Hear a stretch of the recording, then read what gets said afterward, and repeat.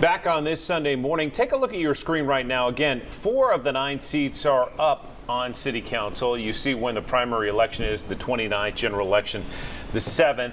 It's important to note that the top 2 vote getters in this primary will move on to the general election in November. So we'll see one drop off and the other 2 move on.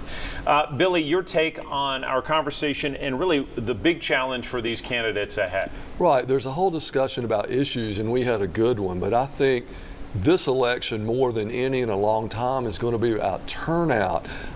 I fear there's going to be an extremely low turnout.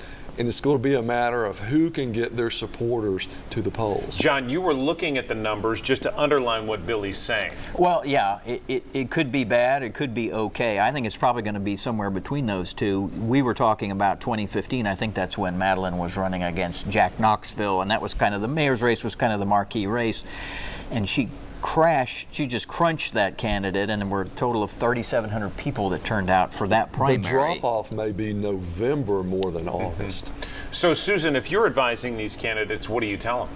Well, I think they're all doing the right thing. They're out knocking on doors. That's always important in our races. Several of them have not raised hardly any money. And so if you're not raising money, you better get out and knock on doors. But I just don't think people are aware that there's an election going on. Maybe they watch our show, they'll know it. But there's some yard signs out. But other than that, there's no talk. You know, there is no talk on the streets. We know that Tim Hill's been the big fundraiser. Yes. If you just look at this race alone and then across the other races, it's eye-popping. Does money matter in a city council race? It certainly should, because you're able to get your message out and you're able to get your name identification out. The bigger the turnout, the more valuable it is. Yeah. The lower the turnout, the greater doesn't pressure. matter. Yeah. That's right. These are also at-large seats, so it's citywide. Remember that, it's citywide.